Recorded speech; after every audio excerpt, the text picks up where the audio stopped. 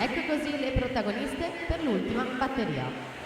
Arianna Pasquale in corsia 1, Sofia Puppi alla 2, Anna Pontarollo in 3, Angelica Cappelletto alla 4, Emily Lenti alla 5, Rebecca Basso alla 6, Flavia Leonetti alla 7, Alessia Segato in 8.